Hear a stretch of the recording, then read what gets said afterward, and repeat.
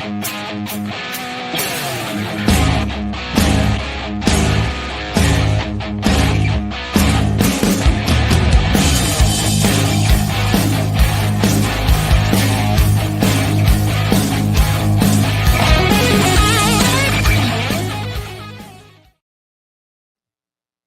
into the Solo Shot Sports Podcast. I'm your host, Dom Manna. Happy Solo Shot Saturday, everyone. And a happy holiday to everyone across baseball, as baseball's number one prospect, Orioles, shortstop, second baseman, Jackson Holliday, son of All-Star Matt Holliday, has finally made the big league team, has finally made his big league debut. And while he is still hitless, he has an RBI, and he has a lot of potential and talent to help an already good Baltimore Orioles team. It was awesome that he had his major league debut at Fenway Park, and being able to listen in and watch on that game was awesome. And he's someone that should have been on the major league roster from day one. They made an excuse that he needed to hit lefties better, and he ended up going down to the minor leagues for only 10 games and only 10 at-bats against left-handed pitchers, which is what the main kind of reasoning was for sending him down. But nonetheless, Jackson Holliday is up in the majors. We now have 3 players in the major leagues born 2003 or later. Man, that makes me feel old. And guess what? All of them are Jacksons. Jackson Holliday, Jackson Churio, and Jackson Merrill. 3 guys that I think are going to garner Rookie of the Year consideration. I didn't pick any of them to win it, but they definitely all have the talent to do so.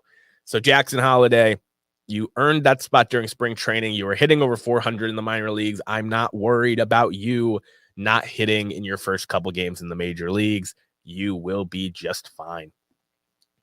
Now, we did get a Shohei Ohtani update. I feel pretty good about not jumping the gun and talking about this situation when it first dropped. I think a lot of people, because he's the biggest star in the sport and because gambling in baseball has had some pretty big scandals in the past, immediately we're jumping to conclusions, talking about Pete Rose, talking about him maybe not being able to play for a while or ever again.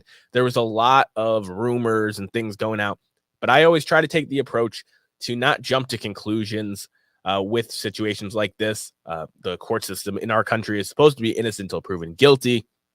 And unfortunately, what has came out is that his translator, Ipe, is negotiating a guilty plea deal with the federal authorities. So what this means is Shohei Ohtani was robbed. And the fact of the matter is Ipe, someone who has been close in Shohei's corner for over a decade, was taking advantage of him. There are reports out that he was hiding the notifications for Shohei Ohtani's bank account, so he couldn't see how much was taken out when. And when you're a guy like Shohei Ohtani with millions and millions of dollars between playing baseball and endorsements, and you're not checking your accounts every day, you have people like Ipe that monitor and help you with that. It's very hard for you to notice when millions of dollars slowly over time dissipate from your account. So Ipe, there's reports about thousands of bets that he did. He was apparently a very bad gambler. He lost more than he won. That's why Vegas is king and is still standing to this day. But Ipe is now the center of that story. We no longer have to hear anybody trying to slander the name of Shohei Ohtani. And I thought this from the beginning. Shohei Ohtani has dedicated his life to this game. He came over a year early from Nippon, sacrificing a lot of money that he could have gotten on the open market if he waited another year, as well as money he would have made in Japan to play Major League Baseball and to be a two-way player in Major League Baseball. He worked his butt off. I don't think people realize how hard it is for him to do both pitching and hitting. I know right now he's just hitting because his arm is hurt, but just a truly unicorn of an athlete with a crazy good work ethic and love for the game. And I just couldn't believe that he would throw it away on bets. So I'm glad that all of this is cleared up. I'm glad that we can now move on from this saga. I hope that the people that slandered his name over the last few weeks do publicly apologize. And I do hope that going forward, we don't jump to these conclusions until there is evidence, until the investigations really line out what there is, because a guy like Shohei Ohtani did not deserve this kind of black mark on him the last couple weeks. So now he can just hang out, hit home runs, and help the Dodgers win baseball games. I do have a new segment on the show called Double Play. This will happen at second base, where I'll bring a guest on periodically to talk about an aspect of the game or content around the game. And I'm really excited for you guys to check out this interview with a good friend of mine, Mr. DJ Karen.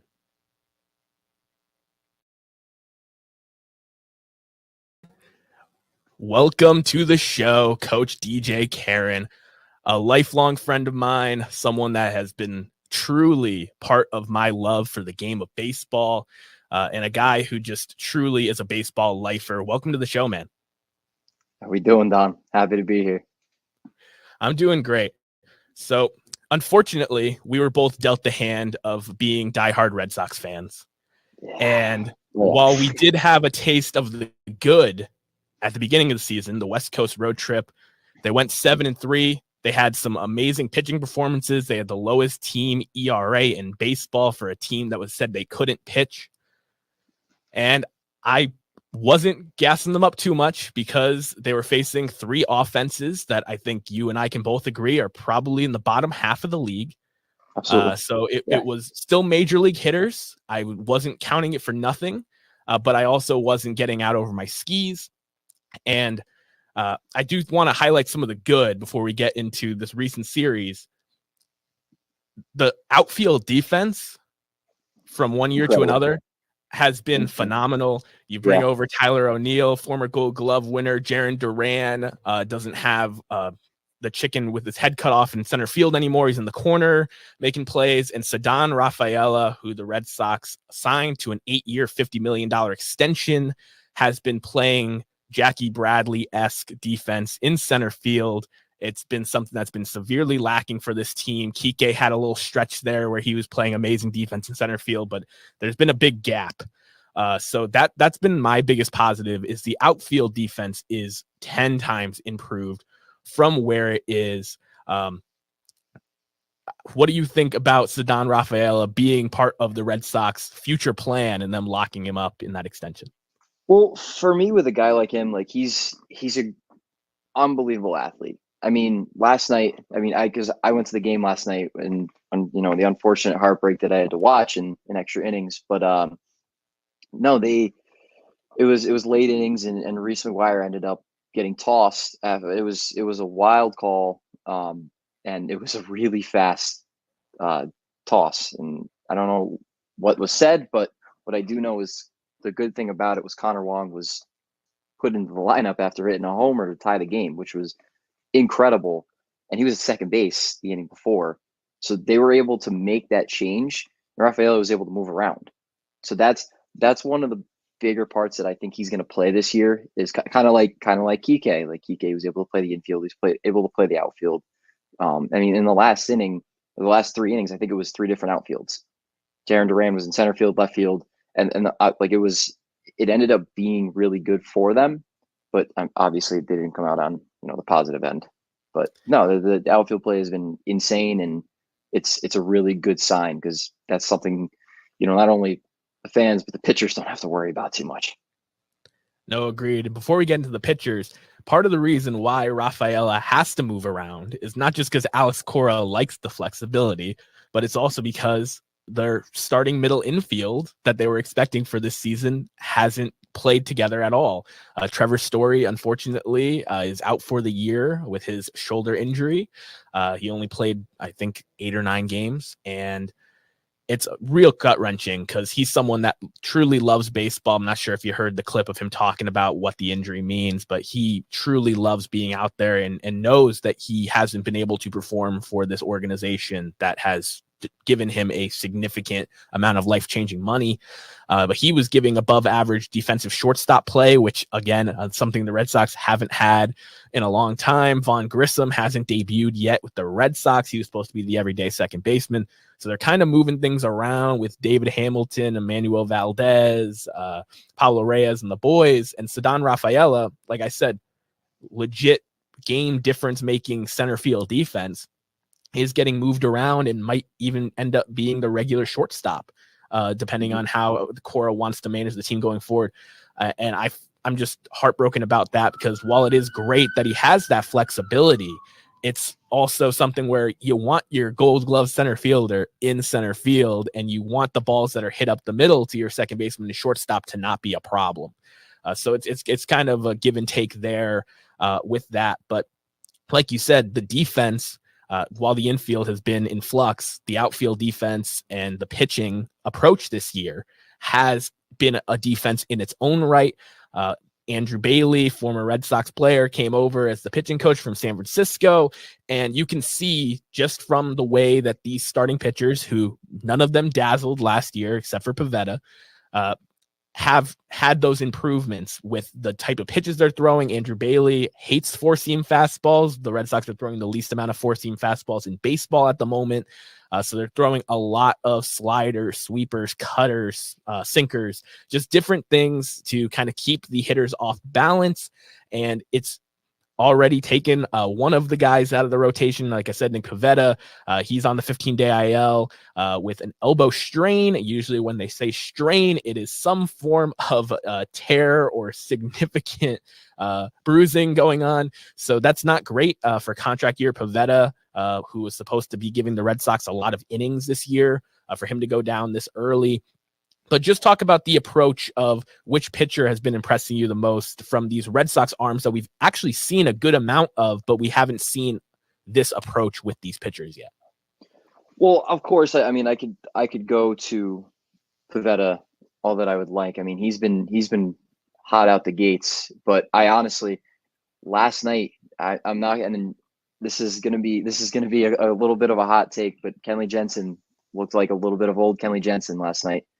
A lot of times, I at least last season, I saw him go into games and it seemed like he was, I don't know, he seemed nervous. He didn't seem like the old Kenley that would go in and shut the door and walk out.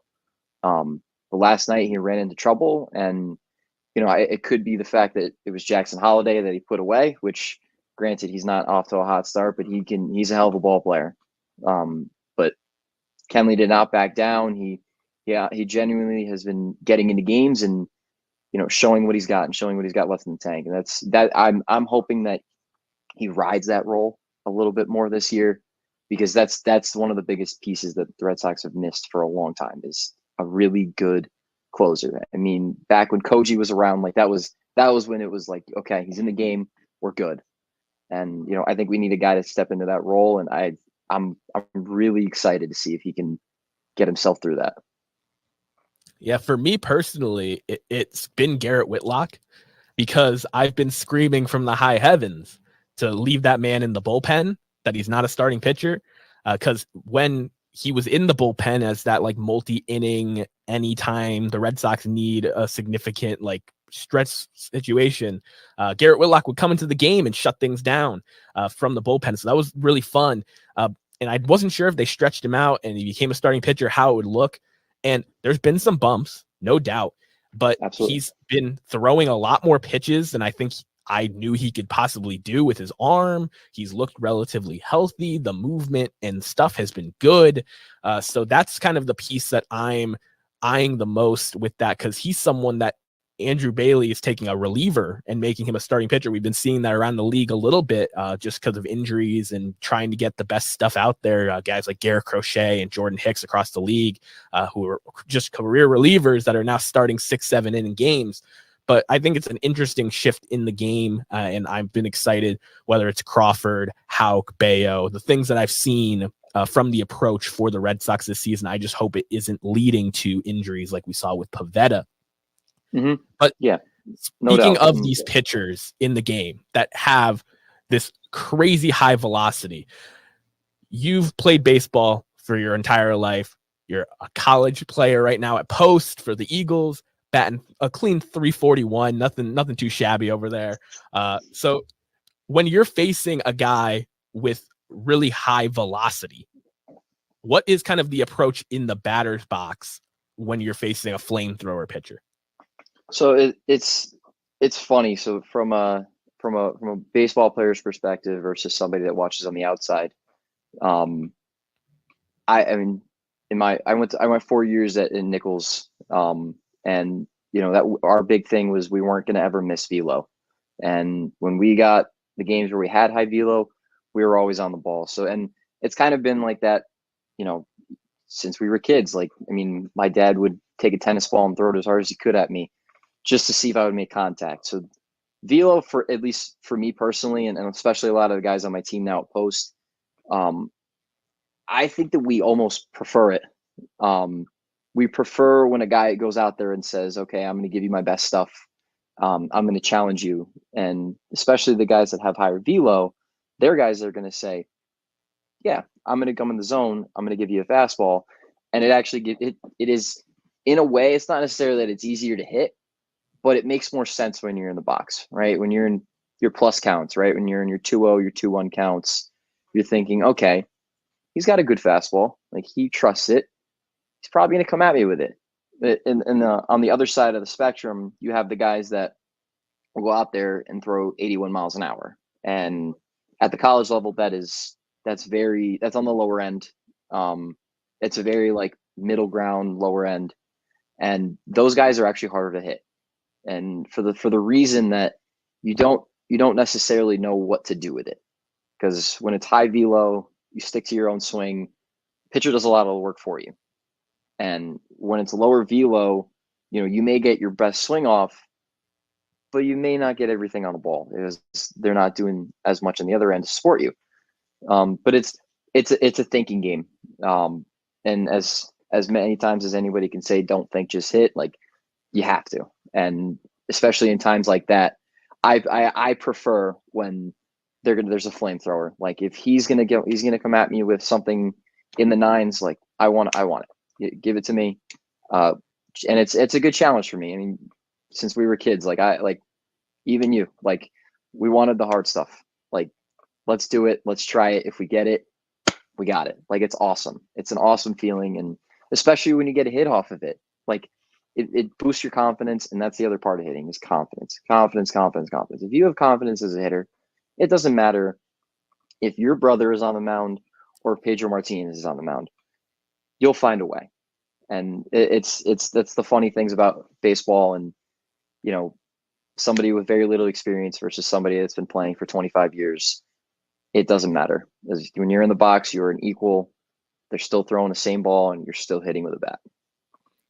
Absolutely. And I think that was amazing opening, because the main shift that I've seen is, if we were talking baseball 5-10 years ago, velocity was, I don't want to see that.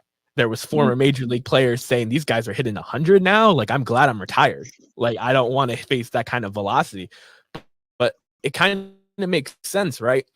Barry Bonds, one of the greatest hitters that ever lived, regardless of how you feel about his head and his weight, he talked about catching the ball in the barrel of the bat and just letting the pitcher do the work for you. And that's what the velocity does. The faster it comes in, the faster it can go out. So that is, I think, very kind of overlooked by the general baseball fan. Is the velocity used to be the scary thing, but now when so many guys are throwing it, you'll actually prefer it, especially over not even the guys that are throwing 81, but the guys that can throw upper 80s, low 90s with the movement that you're seeing in today's college and major league baseball and over in Japan, those different ghost forks and sweepers and things like that. I think that's the real challenge in the box, is because you have to be sitting for that velocity. But when the movement comes, it's hard for those eyes and hands to adjust. So talk more about the guys that have that nasty stuff, the junk pitches, and how that changes your approach as opposed to a velocity pitcher. So you hit it right on the head. That is the differentiating part. of the college level and the next level. If you throw the ball 89 miles an hour, 90 miles an hour, but your ball moves 3 feet, it plays, right? But if you throw the ball 95 miles an hour and it's flat as a board, guys are going to hit it. And it doesn't. And Todd Frazier was talking about it with Yamamoto. And, I think he's going to have, a good year. I'm not necessarily worried about him. But one of the things that Todd Frazier said was that his fastball is flat. And, everything else that he throws goes every which way of the compass. But his fastball is flat. It has a little bit of ride, but it's flat. So guys, if they are looking for it and they're ready for it, they're going to hit them. That's like, whether they are or not, that's a hitter's mentality. So that's on the pitching end, like, your movement defines you as a pitcher, because you could throw 102, you could throw 105, but if your ball doesn't move, these guys are going to time it up. Like, that's what they practice for, right? Take a look at a guy like Greinke, right? Greinke hadn't thrown a ball probably over 93 for the last 4 years of his career, right? But he was still one of the best arms in the league, right? He was out in KC, so it was a tough ride for him. But the thing about him is he used his movement for his entire game. He never had to blow it past the guy, because I don't think that he had it in the tank. He was an older pitcher, but that was his game, right? It was all junk. He kept guys off balance, and that's what made him successful, right? And on the other end is you have guys like Verlander, right? Verlander, his fastball went 3 different ways. So he threw 100 miles an hour, and that's why he was so dominant for so long. So it's kind of, if you can command your pitches, but command it with the movement, that's when you start to take that next step, right? Even at this level, right? I've been around more than enough guys that can throw 90 miles an hour, but they can't step out on a mound because they can't control it. It runs into barrels. And honestly, I go back to the confidence thing. They don't have the confidence to do it. So pitching is a wild, wild craft. And the more that I read into it, the better that I hit. And that's probably one of the greatest things about it. Yeah, and pitching, the mound is literally an island. You're out there by yourself. It is a 1v1 versus the hitter every single pitch. And that's why I truly love pitching. I know that chicks dig the long ball and runs and that kind of stuff gets all the clicks. But to me, I'm always fascinated in watching the pitching ninja videos of the nasty stuff. And this is the pitching approach. And it's actually part of the reason why I picked Shota Imanaga to be my National League Rookie of the Year over Yamamoto. Was that stuff plays, man. Like the fact that he has sinkers coming from the left side, he has a smaller frame. It's just something that these hitters are not used to seeing in the batter's box. So I've seen it so far in his starts. He's looked awesome. And I don't know how hitters are really going to adjust going forward with that kind of like crazy movement, especially when it's coming from the left side in a frame like Imanaga's that is not typical in the major leagues. You see a lot of guys that are 6'1" to 6'5" that throw right-handed 95 plus. Like there's a ton of those guys in the major leagues now. But having a guy like Imanaga that's like 5'10", left side, with the movement, it is just absolutely a pleasure to watch. With this pitching kind of renaissance in the league, I've watched the CC Sabathia podcast that he unfortunately ended, the R2C2 podcast, and he talked about how pitchers, once they start losing their velocity and getting older, they have to really learn how to pitch. They can't rely on just the stuff anymore. They have to hit their spots. And like you said with Greinke, so in your baseball career, you've gotten better in certain ways. Certain skills have maybe gotten worse. How does that kind of confidence in every day in the grind of a marathon of a baseball season, when you're kind of strategizing, hey, I'm doing this really well right now, or this isn't what it used to be, I need to adjust this. Like, how do you make those adjustments throughout the season as a hitter? Absolutely. So one of the biggest tools I've always had as a player was my speed. And unfortunately, I'm in my 6th year of college baseball and I can still fly. Like I can absolutely still run and I still take bags, but I haven't had a season where I've had under 15 bags a year. And I know it's on the lower end of guys who steal bases, but I think I may have lost a step, to be perfectly honest with you. It just kind of over the years, and my workout routine is very different, keeping myself healthy. So one of the things at the plate that I've had to make the change of is, I was always super comfortable with getting to first base. I'll make my way to second in 2 or 3 pitches after. That wasn't ever necessarily a worry of mine. But in this offseason, I made it a point to have that understanding. Like, I may be losing a step this season. I probably should find myself on second base a little bit more. So rather than taking, the singles here and there, if I get my pitch, I'm going to take my swing and I'm going to trust my swing. And that was something I had to develop in the offseason, finding that pitch, finding those pitches that I know I can control and I know I could beat an outfielder with, or I could put it in a spot that I can use my wheels to get to second base.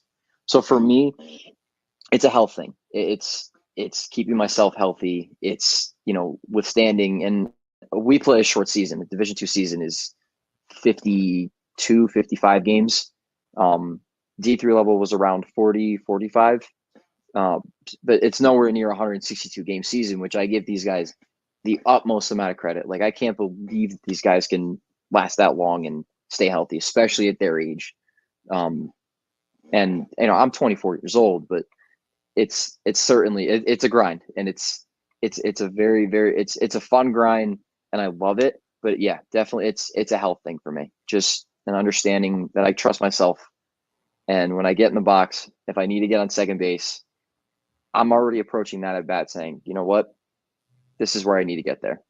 If I need to push for a second bag, maybe a third bag, I'm going to do it. And that's been my mentality this year, and it's been up and down, but I've stuck to the plan, and it's paid off, which is really good. Yeah, I mean, it's definitely paid off. I mean, you're slugging over 500. You got a 920 OPS. Like, you're slugging out there, man. Absolutely. But it's just funny that you said you lost a step, because that's something that I've always thought about your game is you'll turn a single into a double. And you had your little Ellie De La Cruz moment that I saw on the gram when you had it inside the Parker. So just take us through what it feels like to be doing that at the Division II college level, something that would happen very rarely, even in a little league game. What was going through your head during having an inside the park home run like that? Yeah. So one of the best things about that is two of my best friends were actually at the game. My buddy Gio and somebody that you know very well, Jared Keller, was at the game. And from the stands, I can hear, as soon as I turned around first and the ball went by the center fielder, I heard both of them immediately. And it was a moment that brought me back home. My grandmother was there, my sister was there, and that's what it was about for me. Like, I fell in love with it when we were in Little League. I fell in love with it when we were playing in the yard. Like, that moment was because I love the game. And it was because I'm rounding first and I'm saying, I'm scoring, because I did this in our backyard. I tried to do this in Little League around all my buddies. Now I get to do it in front of my family. And that's what it is for me. And I wasn't even thinking about the score, to be perfectly honest with you. I could care less at that point.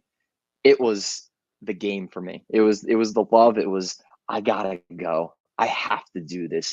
Everybody that I love is going to see this. And it was an awesome moment. And it's just, that's one of the greatest things about it being my last year, like, just doing all of these things and just appreciating it. Like, man, like, if I could have everybody that played with me and was a part of the journey be there, like, I it's because it's not just about me. Like, I'm not there because I said I wanted to do it. I'm there because guys like you, guys like my buddies that show up to the game, my family going to the game. That's why that inside park home run happened. That's why. Like, and that's why I play. And I love it. Oh, I love it, Dom. No, absolutely electric. And I hope that this isn't coming to you for the first time now, but I hope you're soaking everything in. It sounds like you are throughout this final season. One of my favorite lines in Moneyball is we never know when we're going to be told we can't play the children's game no more. Some of us find that out in high school. Some find it out in college. Some find it out in their 40s. but there's always a time, and just being able to kind of be reflective and soaking in those moments, I think is so powerful. I'm glad that there were so many awesome people that you loved there to see that. And it's just a truly amazing moment, because I don't care, even if it's little league, an inside the park home run is impressive, all the way to Ellie De La Cruz doing it in 14.6 seconds around the base pads or something like that, just under 15 seconds. So that kind of stuff is absolutely electric.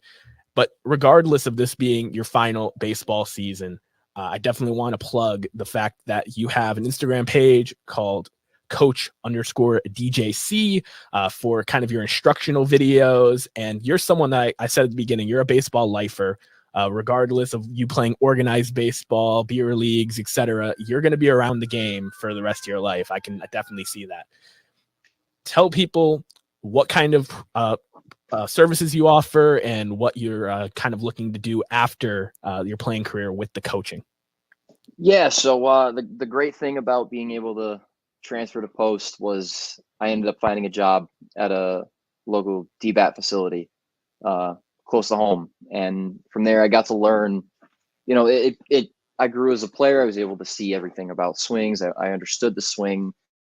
I worked with a lot of high level, just baseball people, and just being around all of that, I knew it was the place for me. I was lucky to find a full-time job at a different facility, which is where I'm at now. And I'm going to be around baseball all the time. So I'm one of the guys that's lucky enough to say that I get to work in baseball, and I couldn't be more happy. I'm doing lessons. I'm helping run the facility a little bit. And honestly, just one of the bigger parts of my job to be is to just bring that energy into a facility. It's a very, very good program. They're looking for a different type of energy that I brought to the interview that I had. I played with my boss's son for a year at Post. And, one of the few things that he had said was, and not to toot my own horn, he had said that, when he saw good coaching, he knew it. And that was what I really appreciate, is the fact that I wasn't coaching his son at all whatsoever, but I was helping his son. His son was a freshman, and I like to be able to get to a guy. Like, I remember being a freshman. Looking up to a senior, looking up to a captain. And the things that they said to me always stuck out to me. I still remember the things, and I still remember one of my best friends, Joey Asenza. Like, he always took care of me when I was a freshman, and he didn't need to. And it was just one of the things that I always wanted to do, and it ended up finding me this connection. So what I want to be able to do is that love that grew when you and I would play wiffle ball, when we would throw a ball around, when we would talk baseball for forever, is to bring it to the kids that are coming up. I don't love the way that Little League looks right now. It's very there might be only 2 teams, 3 teams to a town now. And back when we played, there was 8 to a division. And I understand that there's other sports are growing, but the problem is that they're losing the love. They're doing it more to play, to hit homers, to use a better bat. That shouldn't be what it's about. It should be about leaving school at 3:00, getting in your uniform as soon as you get home, running over to the field with all of your buddies, and just playing baseball. On the weekends, when you have a game at 2:00, you show up to the field at 9:00 to watch all your buddies play the early games. Like, that's what they should be doing. That falling in love with the game, not falling in love with hitting a homer, with being good, falling in love with being around it. And that's what it is for me. That's why all the work that I've ever done to be a good player, that's what it comes from. It doesn't come from wanting to be good. It's paying the game back, right? And as much as anybody can say, like, what has baseball ever given back to you? It's given me everything. It's given me something to wake up to. It's given me something to look forward to the next day. It's given me something to learn from. And that's what these kids should get after being with me. That's all that I want from them. That's if they walk away no better of a player, they're going to walk away a better person, and they're going to walk away someone that enjoys what they did for the last time that they had with me. Amen, brother. I just absolutely love how good you are for the game. Just seeing people that have your kind of passion, your just ability to stick to the grind of it. It's truly inspiring. And I hope that you all go check out. I'll leave the link to his Instagram page in the description. If you're in the Northeast area and you want to link up with him at his facility or for private lessons, definitely do so. I appreciate you joining me here, brother. This was a great conversation. Absolutely. I asked you at the beginning of this kind of correspondence to leave us with your baseball hot take. So what do you got for me? So somebody that's come up through the farm system rather quick, and I've watched him since he came out of high school. He's an incredible talent. Blaze Alexander. He plays for the Diamondbacks. Coming up through the system, he got to hit with Johnny Gomes a little bit. And I don't know. He's one of my favorite players is Bryce Harper, and I will say that to the day I die. Absolutely love that guy. He just plays the game hard, man. And the thing about him is early in his career, yes, he was a little kid. He was a kid. He played with a chip on his shoulder, and everybody knew he was in the league right away. And it was partly his downfall at the beginning of his career. And that's how Blaze entered the system. He, amidst the affiliates, he had a little bit of a chip on his shoulder. He's a good ball player, and he's now in the league, and he's actually been better. And it just simply from being from the affiliates to the league, the way that he goes about his business now, the way that he carries himself, and just the way that he takes at bats, he's taking that next step. And I think he's going to win Rookie of the Year. I think that he's got a genuine shot at Rookie of the Year. I think that if it's not a Rookie of the Year, I think he's got a Silver Slugger shot for the sole reason of when he gets hot, he's hard to get out. And that's how he's been at every single level. Now, I watched Jackson Holliday last night. He's a very, very similar situation. I don't think anybody should quit on him yet. I understand that he's 0 for 8, 0 for 9, but he's a damn good ball player. And the kid carries himself like a 28-year-old man. So watch out for him, but I got it on Blaze. I want to see Blaze succeed, and I think he's going to do great. You heard it here, folks. Blaze Alexander, 2024 National League Rookie of the Year. I don't think anybody was saying that before the season started, and I don't think very many people have changed their tone on that yet. He's appeared on the Solo Shot Swag Tracker a few times already this season, and he's definitely a fun young player to watch. So definitely keep an eye on Blaze Alexander the rest of the season and see if DJ hit the nail right on the head. This was fun, Deej. Appreciate you coming on, and I'll definitely talk to you soon. Absolutely. Thank you, brother.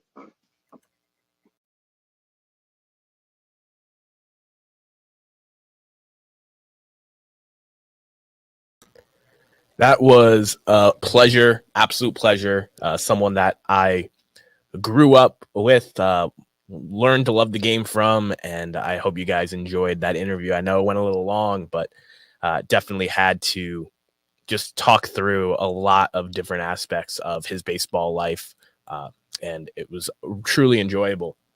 But wrapping things out here on the Solo Shot Sports Podcast, we have to throw it back down the third base line to this day in baseball history. And April 13th has no shortage of great things. A lot of seasons used to open around the second week of April. So there was some opening day, amazing starts, a multi-extra inning outing against Walter Johnson. But there was a major league debut on this day, April 13th, 1954. Henry Louis Aaron debuted for the Milwaukee Brewers, and it's fitting because Hank Aaron's 715 passing Babe Ruth just had its 50th year anniversary. I highlighted it last year on the podcast because the podcast fell on the date of it.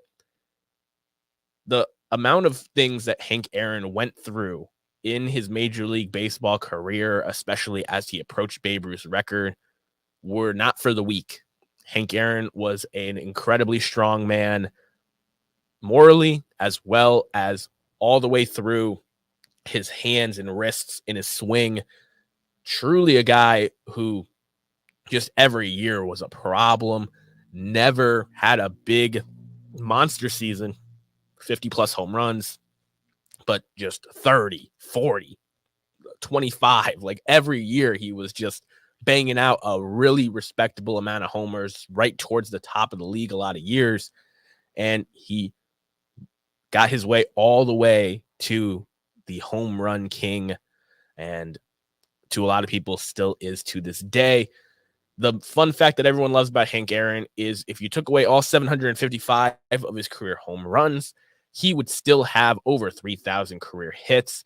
And I think that truly talks about the longevity. It truly talks about the greatness of Hank Aaron in the batter's box, a guy who it didn't matter if he was getting great velocity. It didn't matter if he was getting junk and movement. Hank Aaron could hit it all, and he had an amazing eye for baseball. Career 305 hitter, 143 career WAR, and a guy that was a 25-time All-Star and helped the Braves win the 1957 World Series championship. Hammerin' Hank Aaron made his Major League debut on this date. Chills, man. Absolute legend, inner circle, Mount Rushmore of baseball. You can't tell the story of baseball without hammering Hank Aaron. Rounding things out here, it's official. The Oakland Athletics will be playing their final season in the Coliseum this year, and then they will be moving to Sacramento to play in a minor league stadium. They agreed on a deal to play there in 2025, 2026, and potentially 2027 while they wait for Vegas to be ready for them. This kind of takes Vegas out of the circus for expansion. I think that Vegas would have been right up there at the top for expansion teams if Oakland didn't end up moving there. But it looks like the Las Vegas A's are without a doubt, and this Sacramento A's era that they're about to enter next year is going to be looked back, I think, similar to the Kansas City Athletic era when they were not there for a long period of time, and some people forget about it. And to be completely frank, a lot of the players on the team were not noteworthy when they were in Kansas City, as well as looking like when they're in Sacramento. But the A's fans, despite the pushback, despite the attendance, had a night last night. Lawrence Butler hit a 445-foot home run that forced extra innings and then walked it off in extras with an RBI double. And the Athletics got a win. Just soak in every positive A's game at the Coliseum you can this year, because that's a place that, despite all of its shortcomings, all of the negativity, has had so many amazing baseball players, baseball games, and baseball moments. And it truly hurts me that those fans that have been loyal, those fans that have been part of the 5,000 in attendance regularly going to these games, are getting that team uprooted from them. It is real sad, especially the pure Oakland fans that were Oakland Raider and Athletic fans, both teams going to Vegas eventually. It is tough, and now that it is official, and money has changed hands, and Sacramento is lined up to be the home of the Athletics, a team that has been joked around being a AAA team, will be playing in a AAA stadium for a few years. I just feel gutted for those fans, and I hope that the organization, once they are ready to go to Vegas, at least change the momentum of this team and spend a little bit of money and invest in developing their prospects and truly move things around, because the bright spots for the A's in recent memory have been few and far between. I appreciate you guys for checking out this podcast on your Saturday or sometime in the rest of your week. I will leave the link to DJ's page in the description below. Definitely check him out. If you're in the New England area or have a son, nephew, grandson, etc., that could be of use of his lessons, I couldn't recommend him more. I will catch you guys the next Solo Shots Saturday, and have a good one. Peace.